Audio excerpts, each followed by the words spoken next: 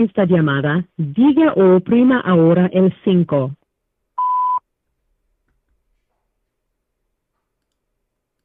Para Gracias por utilizar Global Tel Link. Hello. Hello. Hello. Joe. Yeah. All right. James, how you doing? Pretty good. How you We doing on? tonight? Are we on? Yeah, we're on. Yep. Yeah. Okay, that's cool. I'm doing good tonight. I'm feeling a little better from yesterday, 'cause man, I got some bad news yesterday, so yeah. But I'm feeling better today. Happy to be back on the podcast with you and with the audience, and I'm here to share with you guys and continue the journey. Man, I'm sorry to hear that you got some bad news yesterday. If you don't mind, would you like to share with us your bad news? Okay, yeah. I guess I had court yesterday for the resentencing. I think I mentioned to you guys. I was waiting on resentencing for a Senate bill called Senate Bill 483, which is I guess if you had a 1 year prison, they give you a 1 year prison prior. I guess it's considered not valid anymore. It's illegal. They can't give you that. So that one of the case I had two cases. I had a case, my case that I got arrested for, which was attempted auto burglary, but I had got ad charged in the county for second degree robberies. So I went to trial and I lost on the robberies. So they ran the other case concurrent with the robberies, and they only gave me time for the robberies, but they tied that case in with the robberies, but they didn't give me the 1 year prior that they were supposed to from that case. So I guess CDCR seen that I had that case and that I was supposed to get the 1 year prior. So I guess they appointed me a lawyer, and they said I had qualified for that new law. In that new law, in the language, it says that once they take off the 1 year prison prior, that you're eligible for a whole resentencing. So that opens up your whole case, and whatever laws that got passed previously that you weren't eligible for because your case was closed, that gives you an opportunity to utilize those laws to change your sentence.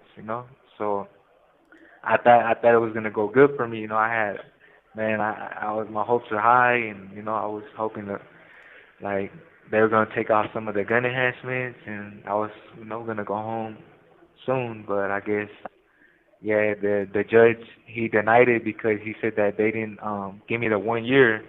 So he said since they didn't give me that 1 year, that I'm not eligible for the whole resentencing, and that it's out of his jurisdiction. That he's going to leave it to the appellate courts because the law is kind of new, and there's nothing precedent to where it could back up my case. So my case is going to go to the appeals, and then they're going to determine there and see if I still qualify based on that the case was tied in to my other case, and I'm still doing time for it. So it's a little, my case kind of a little difficult one, but yeah, I was kind of sad about it because like not just for me, because I was kind of like felt bad for my family. I didn't want to, like, I told my family, and I got their hopes up, and it's not a good feeling when you let your family down. Especially like when they're waiting for you to come home, they want you to be home, and you want to be there with them too. And it's kind of like I think that's like the hardest thing, like when it comes to that, when you get when basically something like that doesn't go your way.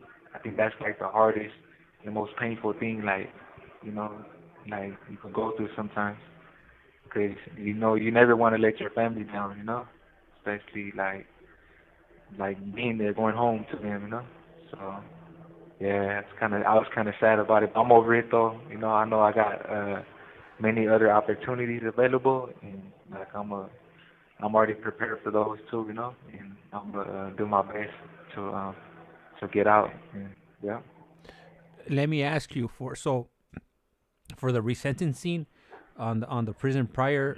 did you have to file paperwork proper on your behalf, or did the state or the CDCR notify the courts that you were possibly eligible, to have your sentence reduced? Yeah, no, for this one, this case, for this bill, I guess, yeah, they had gave CDCR until December 31st to notify everybody that qualifies, and appoint them a lawyer. So basically, yeah, they did everything. We just had to see if we qualify. Whoever qualified, they got an attorney, and the attorney basically did everything. Okay, so well, that I guess that's nice, to like if you've been down for a long time and then you end up receiving a letter from the court letting you know, or the CDC letting you know that your case was going to be heard for possible resentencing. But it just goes to Hell show, yeah, that's uh, I'm sure. yeah, that was a real bubble buster right there. Yeah, yeah, yeah. Hey, Because you probably yeah, weren't expecting it. Then you nah, get that letter in the mail, and then you go to court, and then yeah, I mean, if I went to court, yeah, if I heard that, obviously it would have been devastating news, because I'm trying to go home as soon as possible, and that's what happened in this case. But exactly. the battle's not over Yeah, yet. You still have an appeal, and then and then the appellate court will decide, where they're gonna allow you to go home, or if you're gonna have to continue fighting it, right? yeah. No, of course, yeah. Yeah. Once it goes to the appeal process, well, I heard the appellate courts, they're more leaning like towards like progressive, like they're more for change, so they're more on lenient on resentencing, and so I think it might be more in my favor. And yeah, because that's what's been happening. Like a lot of the judges, they don't want to make that critical decision because they don't want to be liable Esta llamada y su número de teléfono será controlada y grabada. in case they let somebody out and then like he commits a crime again. So they don't want none of that to like backfire on them. So they're trying to send it to the higher courts and let them settle it and let them be the ones to tell them to make the decision. Because they're all trying to secure their spots, their job position and all that.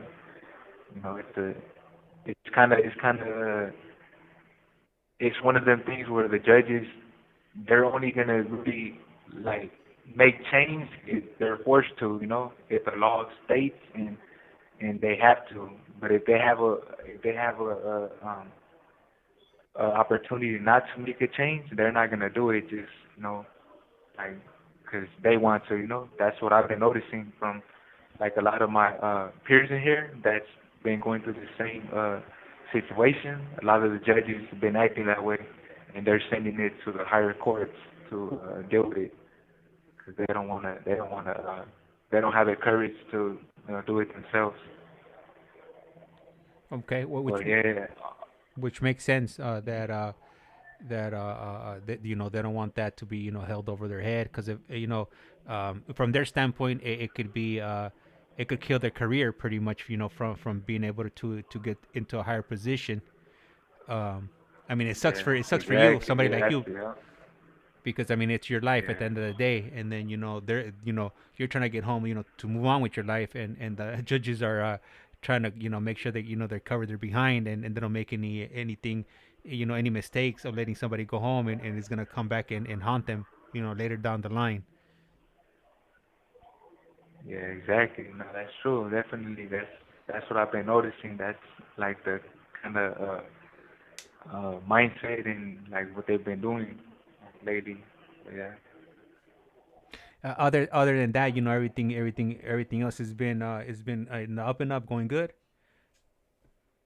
Yeah, no, everything's been good. Yeah, other than that, just gotta move forward and continue my journey and continue.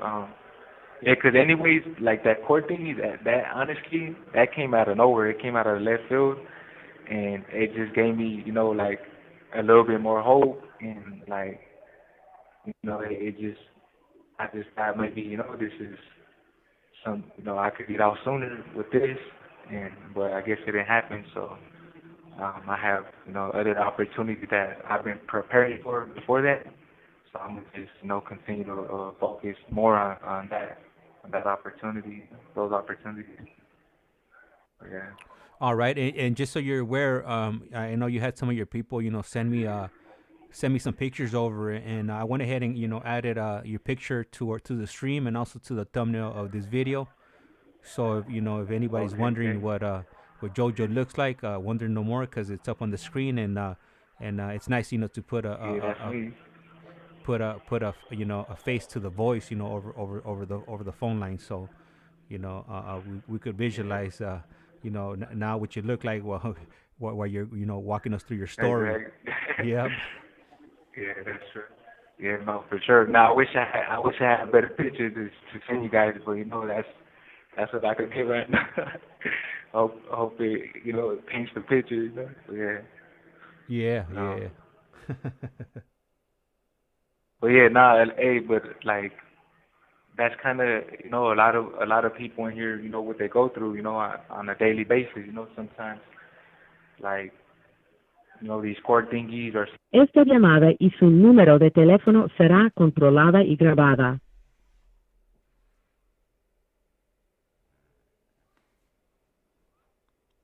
Hello, Joe. but yeah, can you hear me? Yeah, the phone went dead for a few seconds there. Oh yeah, what I was saying is that like a lot of people in here, like there's a lot of people that go through similar situations as me, that's been, they had no hope, and then a little hope comes by, and then you know that hope doesn't happen, but people stay strong minded, and continue to do good, and try to stay focused, but yeah. I mean, yeah, you can't let something like that just deter you and throw everything away. I mean, especially since you've been on a good path, for quite some time now. Exactly. It's just a little bump in the road, and eventually, you'll have your opportunity, come home and then show everybody that, and yourself, that you could go down the right path, and and become successful when you eventually come home. Oh yeah, for sure, yeah, because we're always gonna. It's life lessons, and we're always gonna fail, and nothing is always gonna go the way we want to, But it all determines on how you what you make out of it, and how you overcome that failure. At the end of the day, it's like you start a business, and your business doesn't succeed. You learn from that business, like what was it? Why didn't I succeed from it? Like what did I miss, or what didn't I do? And then you get that knowledge, and you use it for the next business, and then you won't make the same mistake, and you'll be eventually become successful because you'll have everything that you need there to succeed. Yeah, yeah. And right now, before because we got about like about 2 minutes or so before this call terminates, and I just want to go ahead and let you know that we do have a few of our viewers in here now. We have a man, and he says, "Hey James and Jojo," and then we also have LA analyst, and she writes, "Hola James, saludos." And Iceman, he puts on here for you, supporting a comment here. Keep your head up, Jojo. You will get good news one day soon. And then we also have Amy, putting up the peace sign, and she also says, "Hi Jojo." And then we just had Oh yeah. LBCK15 tapping in, and he's originally from Long Beach, and he Le currently queda un restante de 60 segundos. and he moved to Wisconsin, so he's a cheesehead now. Oh, geez. That's right. Yeah, that's funny. Yeah, Green Bay Packers cheeseheads. Yeah, That's yeah, funny. yeah. Man. Oh, yeah, nah, I send my respects back to Iceman, and I say hi, hola to LA analysts, and hi to Amy too. Everybody, thank you guys for tapping in, and continue with me on my journey. and I'm glad to be sharing it with you guys. I appreciate you guys. Thank you, and highly appreciate it. And right now, when you call us back, I'm not exactly sure where you left off on your journey. Hopefully, you're keeping track of it, and then we could go ahead and continue. You could go ahead and share that with our audience here. All right, so I definitely lost track of the 60 seconds. LBCK 1 to 5 put some cheese and a cow. That's right. So Jojo should be calling us back shortly, and as soon as he calls us back, then we'll go ahead and or he'll continue with his journey, because I'm just listening, pretty much, and hearing his journey, just like you guys. Anyhow, so tomorrow morning we are gonna be having Big Joe on, and he's gonna go ahead and continue on his story. I'm not sure if you guys caught it earlier on in the morning when we did that 2-hour stream, but he definitely left us off at a cliffhanger. What I think it wasn't intentional on his end. It was more on mine, because I had some prior commitments that I had to go ahead and take care of before I got too late, or before my wife got on my bumper. So we had to cut it. Normally I tend to do about an hour or two whenever I can.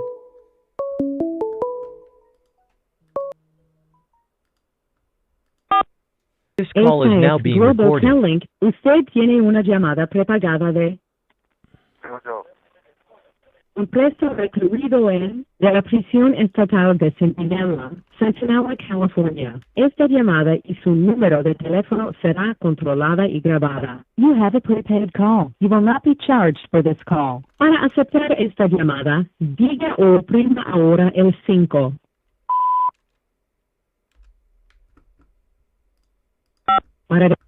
Gracias por utilizar Global Link. Yeah, hello. All right, James? Jojo. Yeah, so we have we have a comment here from LBCK, and he says, "Keep your head up, keep your head on, swivel, my boy." And then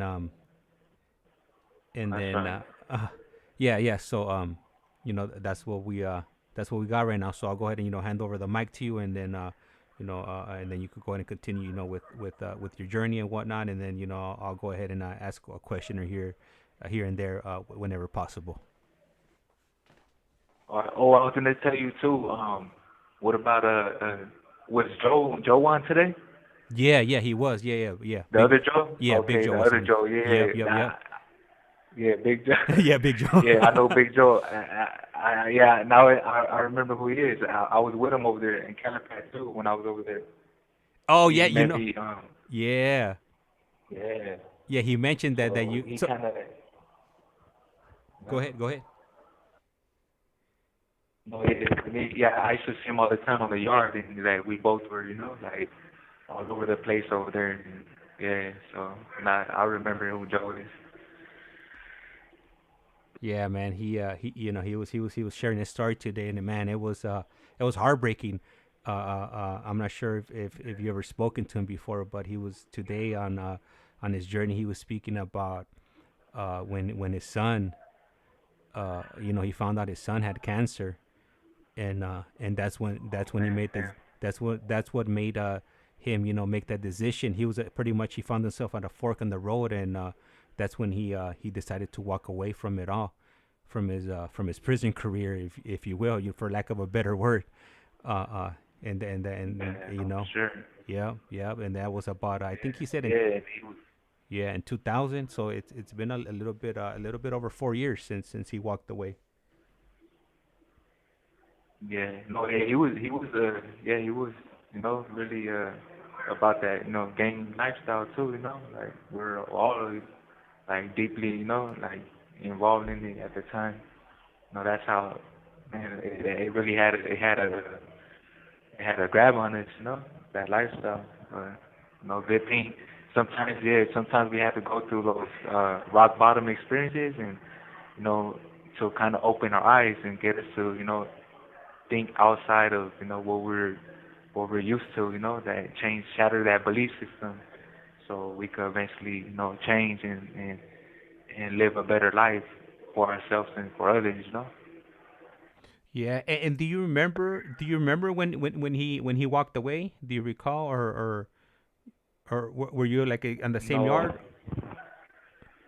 no, I think he had I think yeah, we had went different ways after.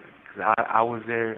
I had left 20 like in the middle of 2016, and I forgot when did he leave. I don't know if he left before me or after, but yeah, cause Oh, we're okay. we're like in different buildings. Yeah, yeah, Yeah, yeah. but I used to see him.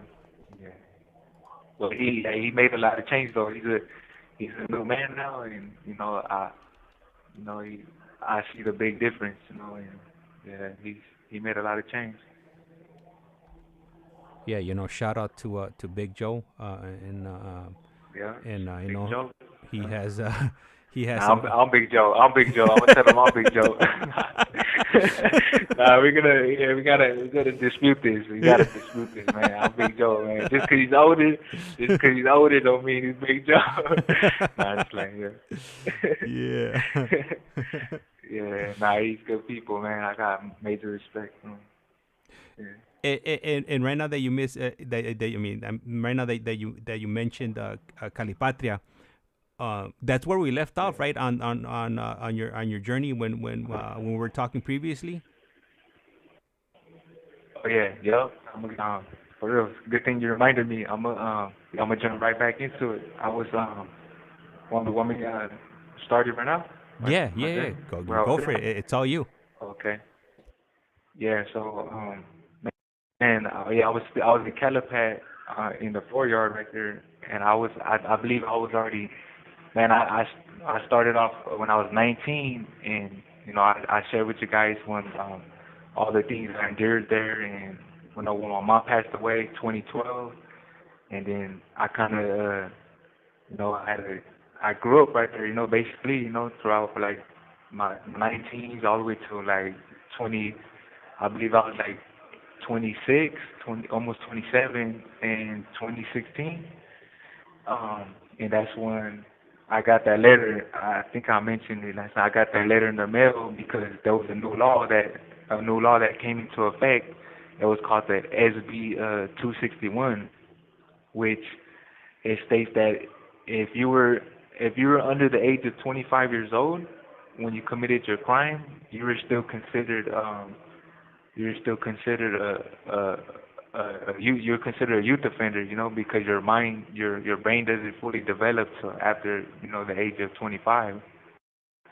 So I made that criteria, and since because of that, that gave me an opportunity to see a board panel. I had a youth offender parole board hearing in 2023. So because Esta llamada y su número de teléfono será controlada y grabada. yeah, before that, I didn't have no hope. I didn't think I was gonna make it out. So I was living a destructive lifestyle. I was selling drugs to survive, and I was using a cell phone. I was doing all of that to survive and just make it through prison because I didn't have no support. I didn't have no hope, and I had a warped belief system. I had all these unresolved issues all the time. I had character defects. So all of those things, were contributing factors to my negative behavior. But once I got that letter stating that I qualified for that youth offender pro board hearing, you know, well I always well since my mom died, I wanted to kind of better myself. I just didn't fully know how, or I was scared because the gang lifestyle, criminal lifestyle is all I knew, and I didn't see no other avenue, no other opportunity, especially in the small environment I was in, which was basically just full of gang members and criminals, and we all just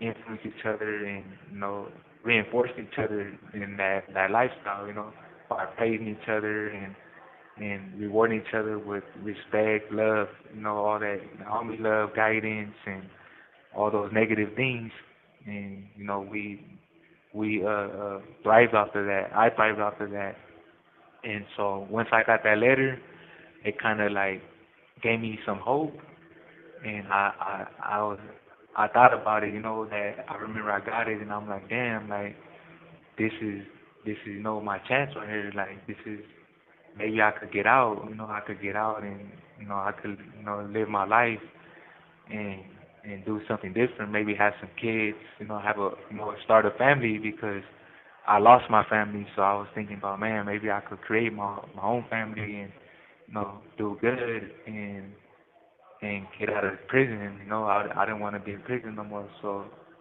that gave me that hope. And I remember I was just thinking like, well, like what do I do? I know I have to go to board, but at the same time I didn't know nothing about board. I didn't know what I had to do for it or anything. I just kind of knew that I for sure have to do good because I know they don't want to let somebody bad out.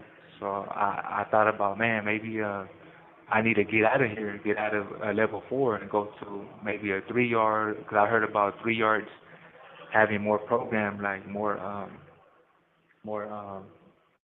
like we're not in more access to things like self-help groups or and other, because during 2016 they started like changing the system. They started making things better, started making it about rehabilitation.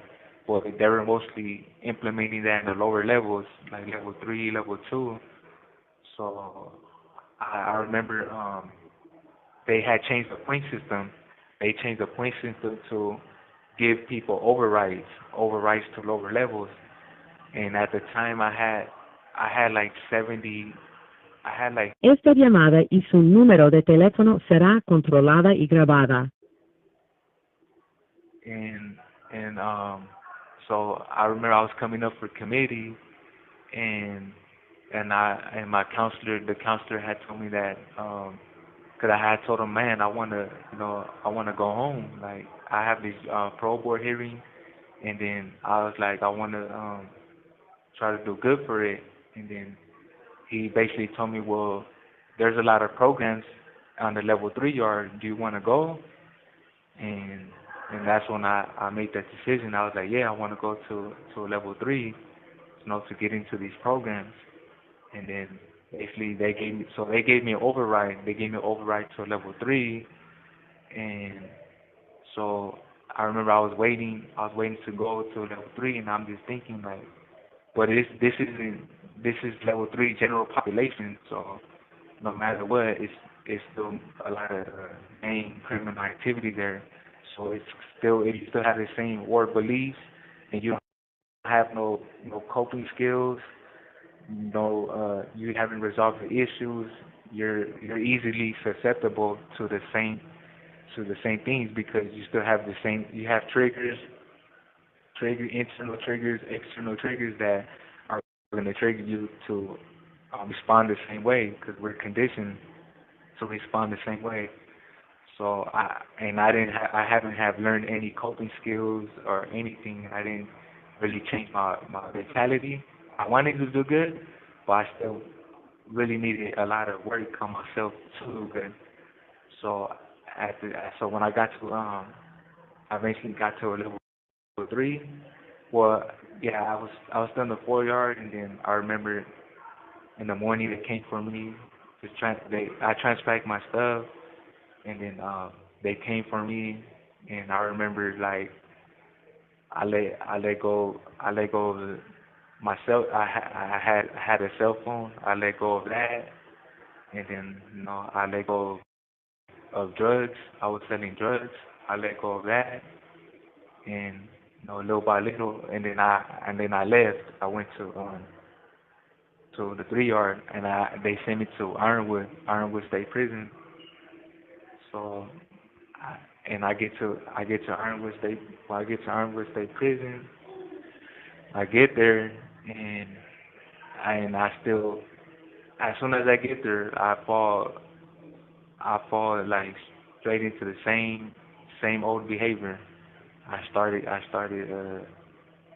seeking acceptance from the gang members there, especially the older gang members. I was trying to impress them. started trying to survive again. So I started, getting involved in criminal activity, and I kind of just, I forgot about, my parole board hearing. I just got reeled in because there was so much negative going on. So I just easily just fell right into it because I didn't change it. I wanted to change, but change takes a lot. You have to really do the work. You have to, it's everyday battle to change and relearn. And you have to relearn, recondition yourself to another way, another way of studying, another way of living. The new belief system, new value system. And so at the time, I didn't really know much about that. So I went to Ironwood, and there was like a lot of known gang members there. So I tried to fit in. I tried to be accepted, and Le queda un restante de 60 segundos. I started participating in every day. Every day I was just just trying to be a part of that. And I remember I ended up beating up a few people, and I remember like after a while, over time, I'll call you back right now. Let me explain the rest right now. Okay, perfect. Thank you. We'll be waiting here for you. All right. All right. All right. So I want to go ahead and welcome Fish Lair SoCal. Also, we have a new viewer, or at least new viewer participating in the chat. Henry Romero. Welcome. And before the stream is over, I definitely gotta give all of you guys shout outs that are coming into the chat day after day, and you're the ones that are making all of this possible. And let me see if I could get through it before he calls back. So we're gonna go ahead and do a collect call from roll call. First up is going to be Elias Man, Fish Slayer SoCal, Lifestyles Chronicles, Richard de Colorado, Mad Max 408, M Star Media, Marlene, LBC K15, Righteous Monkey, Biddy K, Droopy Huevos, Amy, Manny C, LA Analyst, Aquatic Amigo, Angel de 805, Oxnard, Jerry Eastwood, Tony Yayo, Too Valid 123, 1967, Kid _ Puerto Rican Flag, Digger Bowden, Bruce Willis, Last Chance Homie, August M, Frank, Patrick Patterson, R, aka Ramon, Lex Luth, Randy R, Wendy Martinez, Leticia V, Felipe Navarro from El Paso, Texas, and lots of Botox from the UK, Daniel Garcia, and Gyro Lamb, and Vince Romero.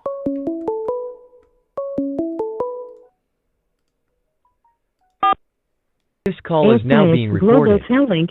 Usted tiene una llamada prepagada de TREJO. un preso recluido de la prisión estatal de Centinela, California. Esta llamada y su número de teléfono será controlada y grabada. You have a prepaid call. You will not be charged for this call. Para aceptar esta llamada, diga o oprima ahora el 5. Gracias por utilizar Global Tel-Link. Hello, Jojo. All right. Yeah. All right. So Yeah. right now, before you continue, I want to ask you. There's two questions here from two of our viewers here. And Okay. the first one is going to be from LBCK15, and and he's asking, and it's totally up to you how you want to answer this. This is going to be he's asking, Joe, do you remember anyone from Longo on that yard at the time? I guess he's asking right now what you're talking about, Calipatria. Yeah, I do. Yeah, I remember a lot of people from there. I remember there was a lot of people there in Calipat from there. There was a lot of people from there in Ironwood too. All right, cool. Hey, perfect. Thank you. I appreciate you answering that. And then the second question is going to be from Elias man, and he's asking, can you do the youth offender program and still be on an active yard? So what happened? Say it again. I couldn't hear you. Okay. Uh, this question is coming in from Elias man, and he's asking, can you do the youth offender program and still be on an active yard? Are you familiar with the youth offender program? Oh yeah, yeah. Matter of fact, yeah. In Ironwood, they have one right there in Building 5.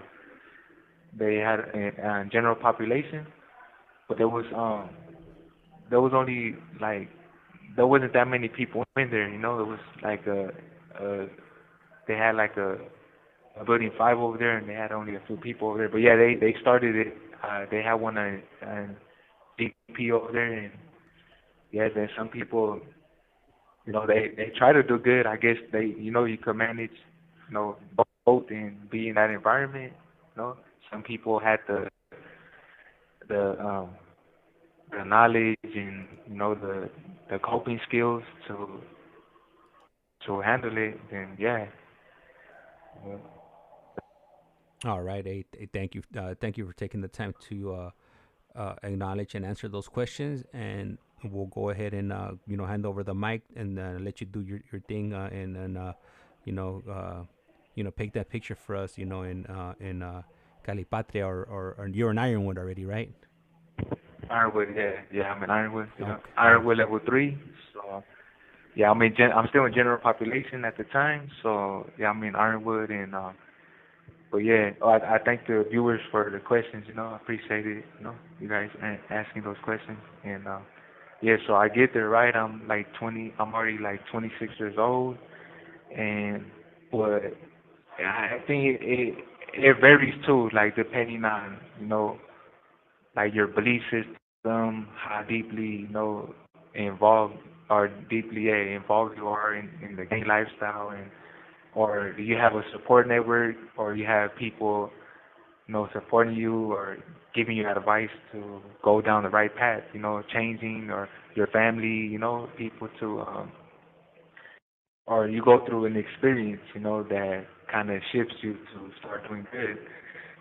So at the time, I didn't really have that much kind of pulling me to do good. I had that one little piece of hope, and because I was already like real like deeply involved in the gang criminal activity, and based on my upbringing, like I had a lot of issues that unaddressed.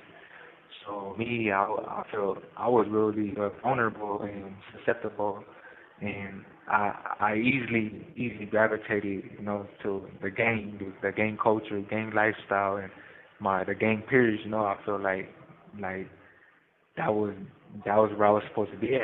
And even though I know like I wanted some to do good, but I just couldn't see it. Like I went with the easy route. The easy route is do bad and you get that acceptance, you get that appraisal, that that acknowledgement. You get that self-esteem. And that's the only way I knew how to get it at the time, and that's what I was. Oh, that's what I was always lacking, and that's why I kind of just easily gravitated towards other gang members, gang members from the old gang I was from, and I started. Esta llamada y su número de teléfono será controlada y grabada. I started participating in, trying to like beat people up, and I started trying to sell drugs. I was, trying to survive instead of trying to do good. I was over there trying to do the negative stuff, and there was programs there, and I should have went to them, but like I said, I didn't have enough motivation to move me in that direction. So I think I had to experience more things to fully grasp like what I was doing was wrong. And that's when eventually I was on that yard for like think like 6 months. So I had experience. Um, I remember I was in this building, and I had got into a confrontation with another gang member that was kind of like he was in a position where he was like controlling things. So he had a position of power, and I kind of, because of my pride and ego that was so big at the time, and he had told me something that I didn't like, and I disrespected him, and told him how I felt, and I basically, got at him in a disrespectful way, and he didn't like it, and he went to go tell his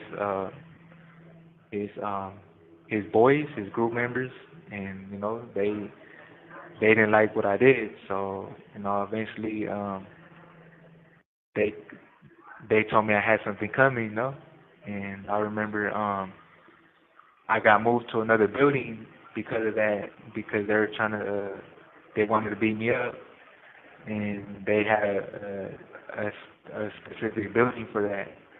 So I went to that building, and basically they told me I had something coming. I had to go in the cell. I had to go in the cell and fight two people by myself. For well, they had to beat me up. For I guess until I was beat down very bad. So they seemed like, all right, like he's basically like on the verge of dying. Yeah, but that was crazy. But yeah, and then I went in the cell. See, this is how work my belief system was, and how big my pride was, and how committed I was to the game. Like I was willing to lose my life. Like I was so dumb, immature, irrational, selfish, careless that I knew my life was on the line, and I was willing to go into a cell with two guys to beat me up. That's like how like irrational I was. I went in the cell, and one guy's at the door, two guys in the cell beating me up. We were fighting for like a long time until they just beat me down very bad, and I was I still continued after that. I continued to still be a part of the game. I thought, I still Esta llamada y su número de teléfono será controlada y grabada. I took what I got. I took what I had coming, man. Like I was able to, continue. I was able to continue the gang stuff, right, and the criminal stuff. But like I remember that because of that incident, and I remember that night, like I stayed up late thinking. Like it really made me think. It made me think about like, damn, like what if you would have died? What if you would have died in the cell? Like, what would your family think? Like your loved ones, or like anybody that cared about you. Like you don't care about your life. I started like talking to myself, contemplating, and like, man, like what about your future? I started thinking about my life, my future, and I thought about like, damn, like my whole life I never accomplished nothing. My family never accomplished nothing because we're so busy living the gang lifestyle, representing a gang that doesn't care about you, that doesn't mean nothing. Like at the end of the day, like being from the gang, you don't get nothing out of it. All you are is being used as a pawn for someone else's purpose, and that's what the gang world's all about. And you all that respect and reputation, and it's a facade, it's fake. Like, and that moment, it made me realize who I know I felt betrayed. I felt like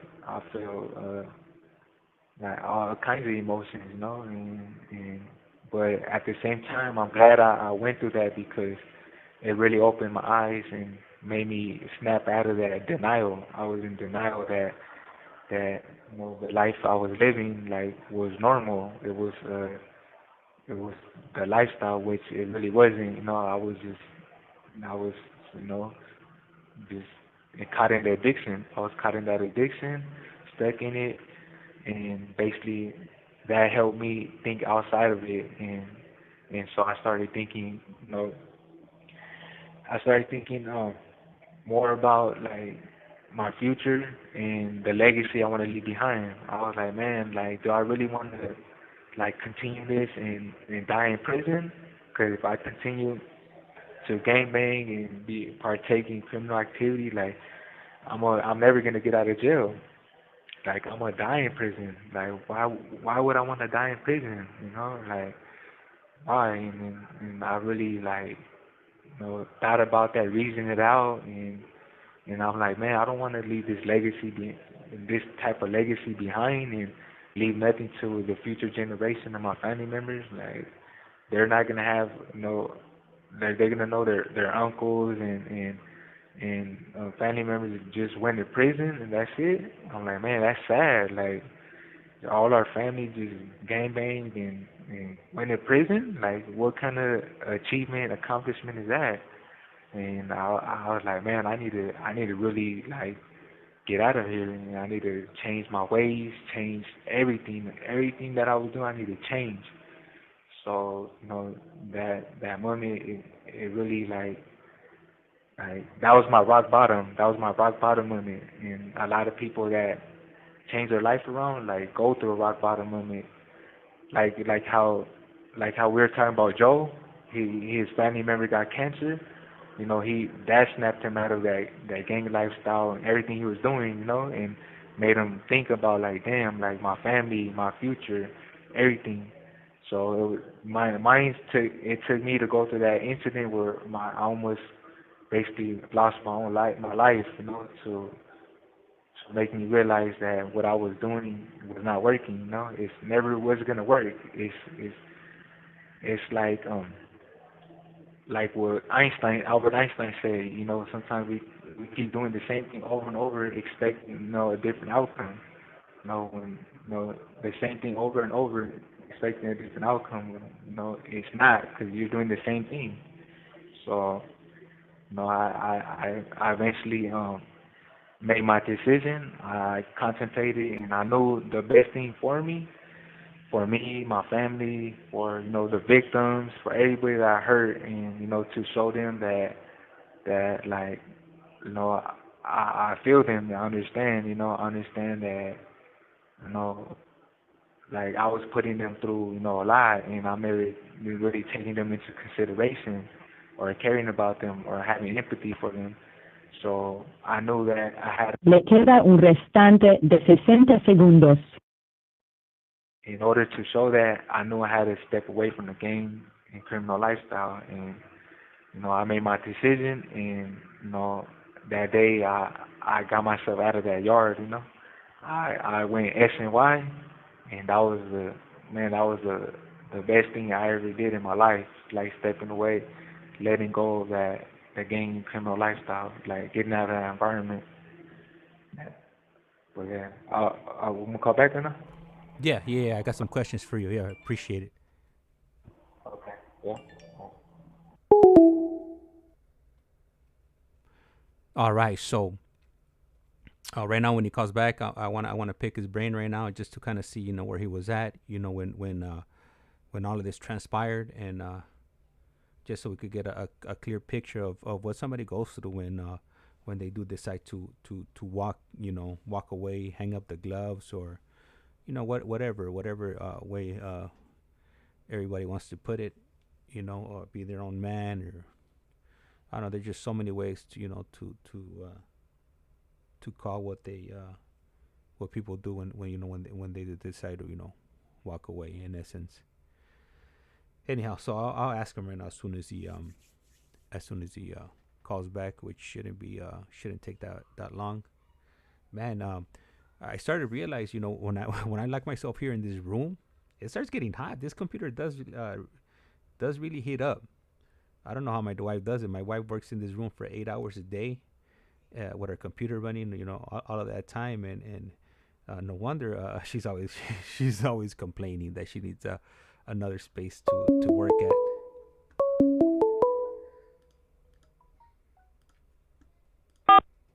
This call is now Esta being es recorded. Global Telling. Usted tiene una llamada prepagada de TREJO. un preso recluido de la prisión estatal de Centinela, California. Esta llamada y su número de teléfono será controlada y grabada. You have a prepaid call. You will not be charged for this call. Para aceptar esta llamada, diga o oprima ahora el 5.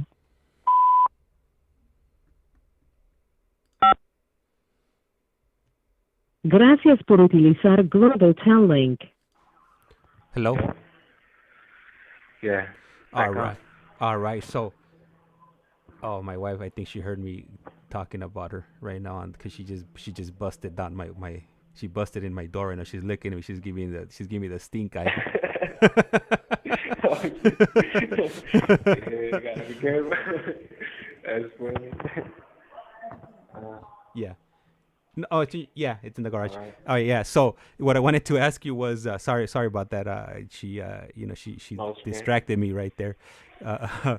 But what I wanted to ask you was, obviously, I think, I don't know. I've never done it. I've never been to prison, so I can't, I just Yeah. from what I think. But when you made that decision to walk away, was it something that you decided like from one moment to another, or did it take you time? What was your thought process behind it?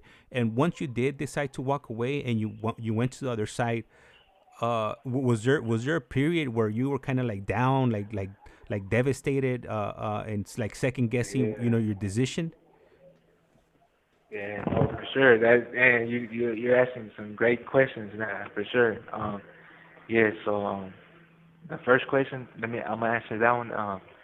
Well, it took, cause I never, like, my whole time, like, in prison, through the county, everything, like, I never ever thought about stepping away from the gang or criminal lifestyle. Like, that was what I believed in, cause that was my mom, my dad, everybody's from the gang. So I thought, that's me. That's a part of me. That's something that I'm always gonna be a part of, and I don't see myself outside of that.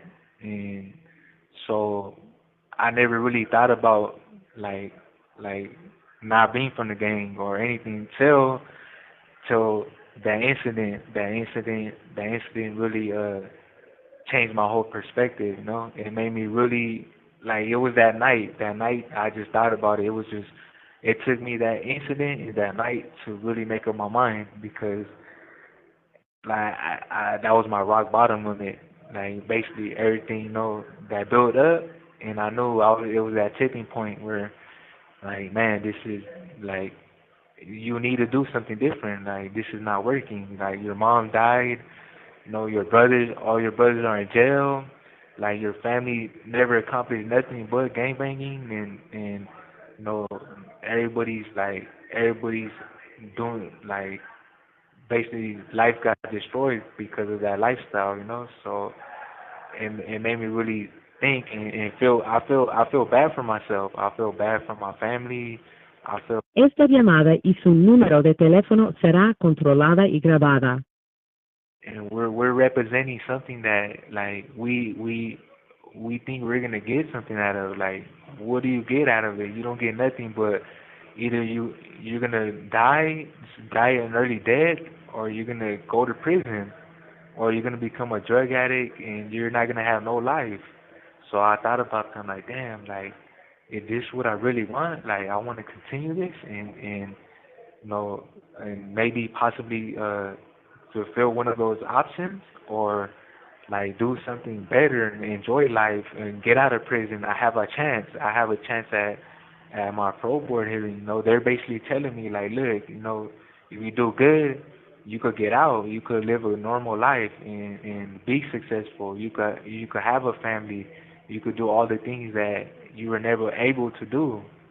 And so I thought about that. I was really contemplating about that, and well, trust and believe, it wasn't easy to make that decision, but I knew in my heart I knew wholeheartedly in my heart that like that was the only way I was gonna really change and become the person I am today. And so I knew I had to completely dissociate myself from that environment and that lifestyle, you know. But even though once I made that decision and I did and I went SNY, I went to the other side, like it still wasn't easy, you know, because like you lived all your life, you know, believing a certain belief system and you know a way of responding, a way of surviving, you know. So you really have to, and then you develop this identity, you develop a false identity, like you know, like your gang moniker, you know, you build up this false persona, and I had built that up, you know, and I buried my true self underneath all that. I buried my true feelings, my true self, my true identity, the things that I really, you know, liked, you know, from a kid, you know, that I suppressed because I thought I wouldn't be accepted by liking those things or being that way, you know. So all my real me got buried, and I had to. Oh, once I changed, I had to, you know, take all that dirt off me, you know, peel all those layers, that false persona that I created off me. So it took time though, like reconditioning yourself, building new neural pathways in your brain. You know, it takes a lot of like retraining. You know, you're retraining someone to to live. You know, you're retraining them how to walk, retraining them. So basically, I had to retrain myself in a whole nother to a normal life, to a normal lifestyle. You know, communicating correctly. You know, walking correctly. Solving my problems correctly. All those things I had to learn. You know, I had to change. You know, the past ways and the other question you're asking me, like, yeah, it was like I remember when after I checked in, I went they take you to the to ATSEC to the hole, so they kind of evaluate you, and you know you have to go to committee and see committee, and then you know they basically determine and verify everything, and then they send you to the S&Y yard. So as I was waiting there, like in the cell by myself, like you know, I had all these negative thoughts. You know, all these thoughts. I thought I thought my family wasn't going to accept me no more. I thought I didn't know who I was. You know, I kind of like, cause I let go of that gang stuff. I let go of all that. I let go of that false persona, and I started going by my real name. And but it didn't feel right at the time because I was so used to other stuff. So and I didn't have no foundation yet. I didn't have no foundation on the new me yet. So I kind of felt like I didn't have nothing to walk on. I didn't know who I was. I felt like I felt real low. You know, I felt like it I felt like I didn't know who I was, and you know it was difficult. You know, making that transition. It was something like it was a crazy experience. You know, and you know some people can't deal with that. You know, some people like I heard of people like trying to take their own lives because they let go of that persona that's all they knew and it's gone now. So yeah, that was a hard one. I had to actually like use positive self-talk to tell myself like you are something, you're worthy, you're lovable, like you're Joe, you're someone you like all these things, like I had to like convince my own self that to believe in my true self, and not that gang person that I created. And it was a crazy experience. That was something different, and eventually I fully let go of that false persona, and I found my true self. I was able to, be me, be an individual, be able to stand on my own 2 feet without relying on the gang or criminal lifestyle or drugs, none of those things. And that's when eventually they sent me to SNYR. But yeah, but Thank you to for. answer your questions, Yeah, yeah, definitely do. It definitely did. And we actually got another question from Amy, and she wants to know when was this that night that you made that decision? How long ago was it that you took your life back into your hands? that was like in like 2017, in the beginning with 2017. Okay, so it's been a few years. It's been a few years now, and now that you reflect on Yeah, that decision, how do you feel on it? How do you feel about the decision you made? man, I feel so I feel good. Like I feel blessed. I feel like that was the the best thing I ever did. Not just for me, but for like my family, for like everybody that I love, and even for the people that I victimized. I did it for them too. Esta llamada y su número de teléfono será controlada y grabada. And I just wanted to do it for anybody that looked up to me, or anybody that will in the future, and to show them that you don't need to be from a gang, to be accepted. Like you could be yourself and be accepted. You could be yourself and be loved. And that's why I eventually like came to my senses, and did that for them. Yeah. And I'm sure when you were thinking about making this decision, you also you thought about your friends, your family. How were they gonna perceive you? How were they gonna look at you? If they're gonna stop talking to Yeah. you, and because I'm sure those are genuine concerns that are going through your mind. Because I mean, I'm assuming it's kind of like you're letting them down. You know, like you built Yeah. up this whole persona, and, Exactly. and now you're like, nah, like I'm good. Uh, when you did that, did any of did anybody stop talking to you? Did anybody turn their back on you? How did that go? Did you notify people? Or did they find out? Like, how does that go down? Yeah. Oh yeah. No, that's a good question. Yeah. So in my see my thing, my word belief.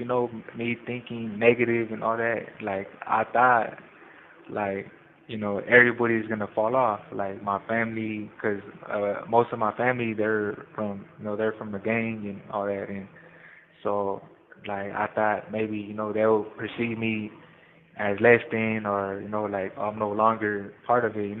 And but later on, like my family, they started reaching out, and they started, telling me like, nah, like what, like we're proud of you, we're proud that you did that, like like we love you, we still love you, we don't care about that, it's family first before that, and I really appreciate them for doing that, like it is, because it is family first, it always should be family first, no matter what, and they still embraced me, and they supported me, like doing good, like they're like do good, even though they were doing their own stuff, but the little ones that did reach out and meant to say that, like it was like encouraging, I respect them for saying that, and just so I didn't continue to think negative about them thinking about me negatively, so yeah, it was encouraging, and I come in like anybody, if your family member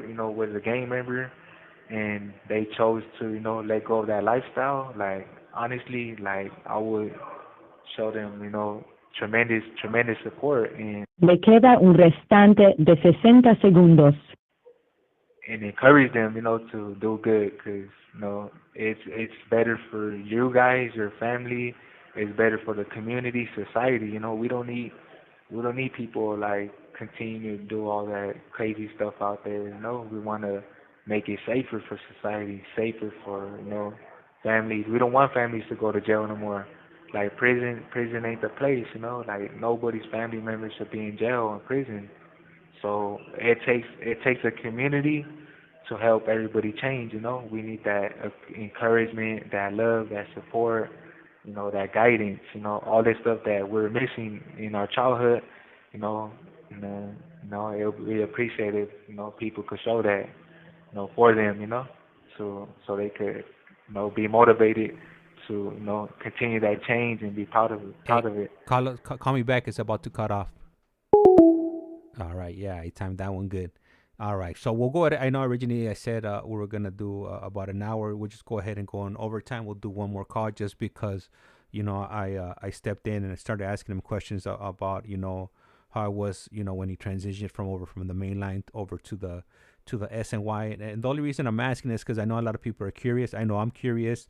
I like to pick these gentlemen's minds when it comes to how was it when they made this decision, because it's not an easy one, I would assume. I mean, I've never, like I said, once again, I've never been to prison, so I could just what is it, hypothetically go to prison in my mind, and if I were to do that, then that's kind of like the way I would feel about it. But once again, I have never been to prison, so it's not it wouldn't be accurate for me to assume to be in a situation like that. Anyhow, so he should be calling us back shortly. Once he does, we'll go ahead and continue. And there he is.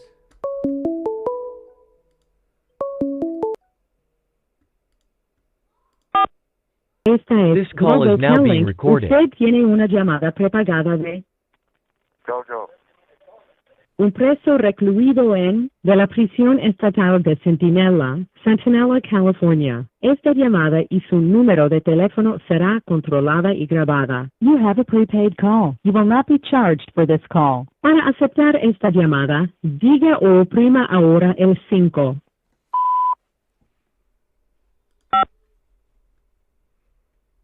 Gracias por utilizar Global Tel Link. Hello, Jojo. Yeah, Jay. All right. So originally, when we jumped on the call, I had said that we were gonna do like 3 or 4. We'll just go ahead and jump into overtime, and we'll do one more. This will be the last one, just because I sidetracked you with the questions, and then you were giving us details as far as your whole journey from from GP over to the SNY 50/50 non-designated, or whatever they call it nowadays. Not that it matters, but. And then I got. But you know what's crazy? Yeah. Okay. You know what's crazy about that though? What I noticed too is that, like CDCR, right? They stigmatize that process because they label it as sensitive need yard. Like, why would they label it that? And to make it seem like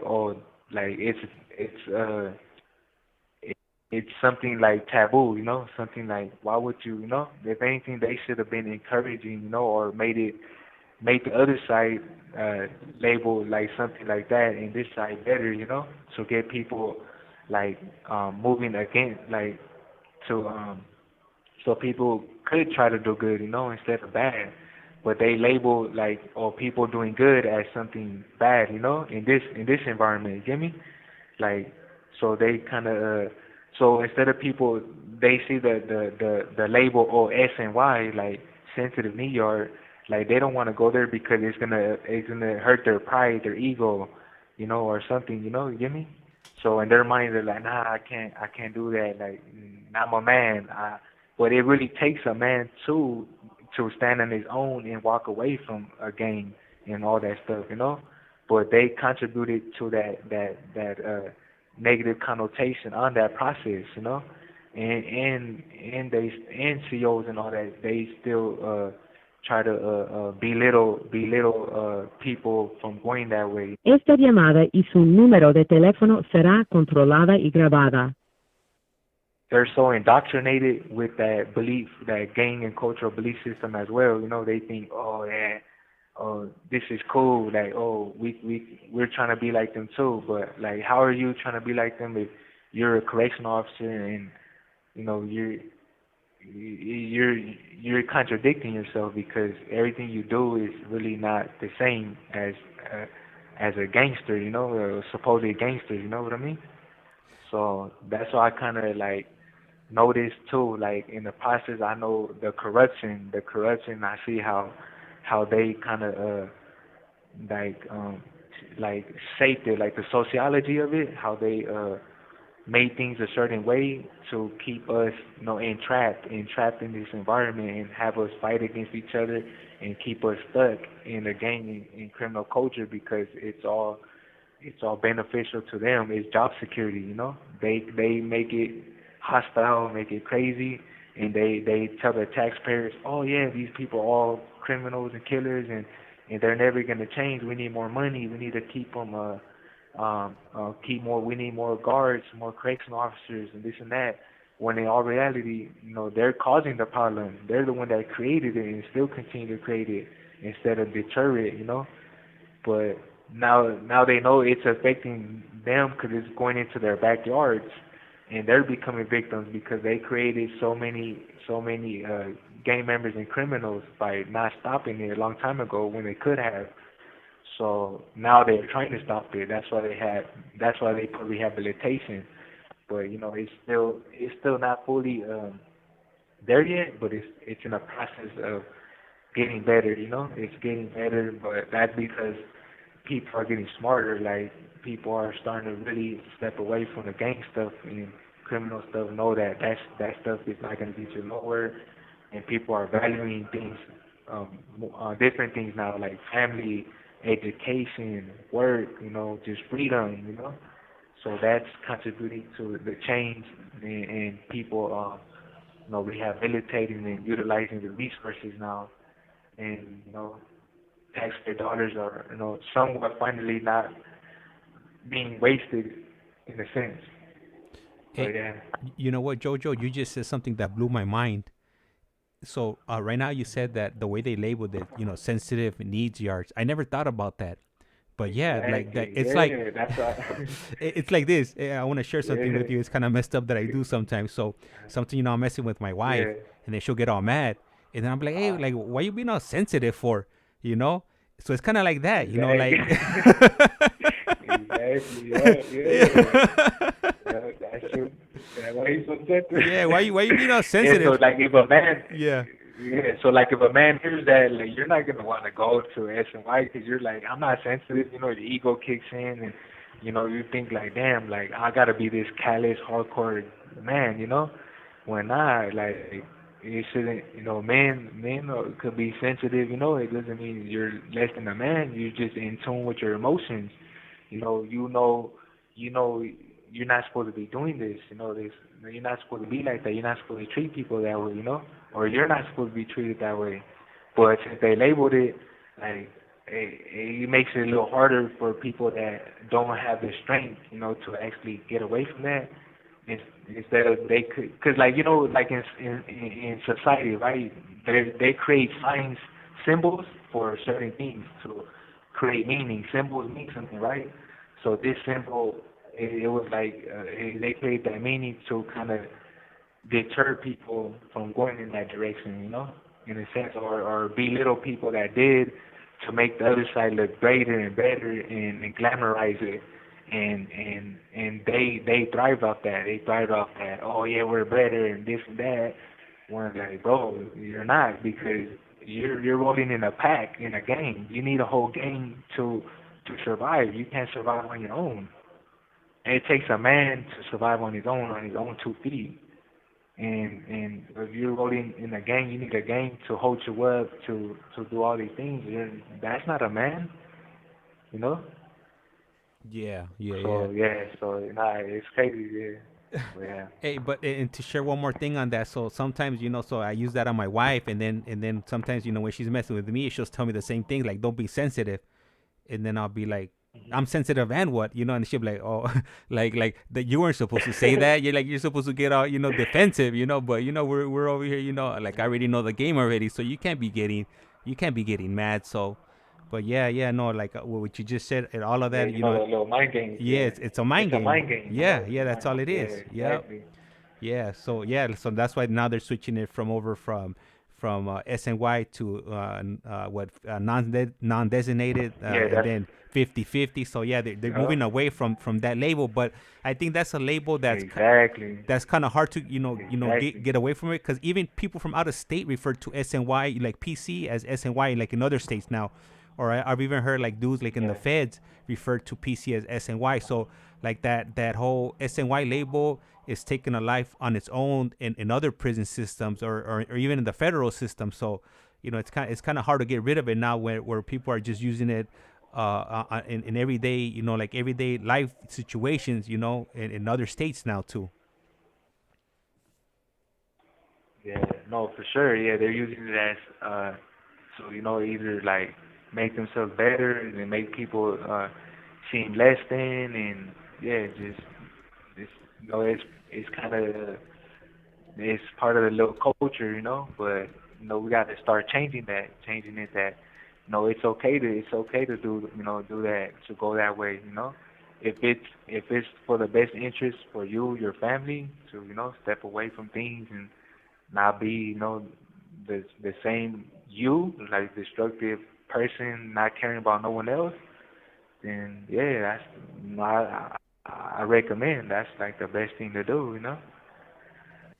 Yeah, yeah, It it helped me because it also too, like from what I know in psychology, right? And like client is humanistic psychology, right? Carl Rogers is one of my favorite psychologists that I aspire to be like him one day, because his approach, his client centered therapy, he he um um he he came up with that. He created that client centered therapy, like, and his main thing, he said, in order for someone to really change or to like open up and get rid of those internal conflict or barriers that are holding that person back from being his true self or her true self, is the environment. Like you had to create this this peaceful and safe environment, psychologically and like physically, and create this condition for the human to change, to be able to like open up, so like your environment matters, like once I went SNY, the environment was, it was more peaceful, it was more like it was a lot of weight off your shoulders, a lot of less drama, less hostility. So that, and then so all your defenses and all your, you're not getting all these other stimuli and all these, fear causing your amygdala, your fight or flight responses to, be on high alert, with cortisol rushing through your veins, these hormones, and, like causing you stress, and where you can't learn, you can't change. And so by creating an environment like that, you're able to let go everything that's like holding you down internally, and you be able to open up and be able to be you and change and absorb new knowledge, new experiences.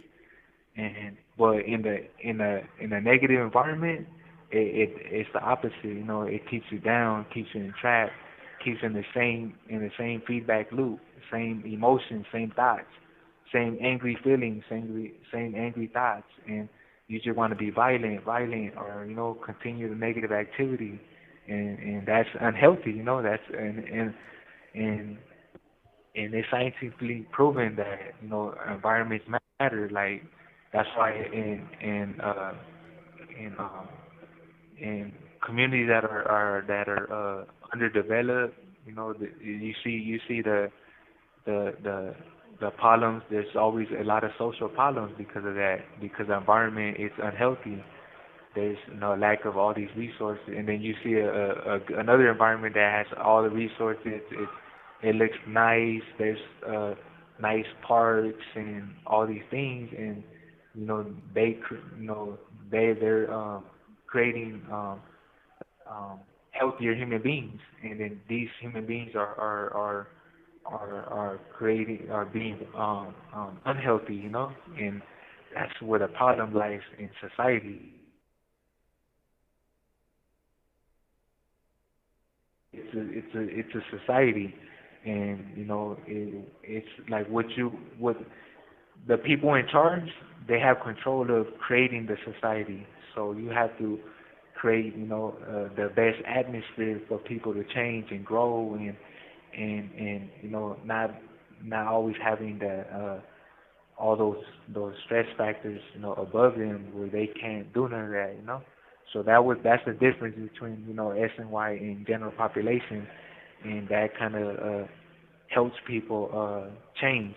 They no longer have to hold up that false persona and that pride, and because it's all energy. It's energy that takes from you. And you don't utilize the energy in that way no more. You utilize your energy in something positive. Esta llamada y su número de teléfono será controlada y grabada. That's gonna benefit you in life, and in the future, your purpose, in your family.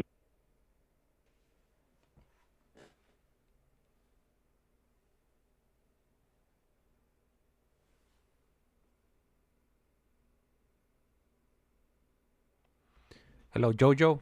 We can't hear you. Your phone went dead. Oh, went dead? How long was it? How long was it there for? Like a few seconds. I know they're about to hit us with a 60 Le second. queda un restante de 60 segundos. So if you want to go ahead and go back or this is the last one for the night. I gotta go spend some time with my wife before she starts looking at me crazy that I'm spending too much time on these phone calls. So all right, yeah, no worries. All right, you guys have a good night. Hey, thank you everybody for tuning in. Hey, likewise, thank you. I really appreciate it. And it lights like a candle. Once you blow it out, it's lights out. And with that being said, I'm out. You guys go ahead and have a good night. I really appreciate you, Joe, tapping in with us. And if possible, we'll go ahead and do this again tomorrow. Yep. All right. Yo, you have a good night, bro. Thank you. All right. Everybody have a good night. Yep. All right. You guys, everybody have a good night. See you till the next stream.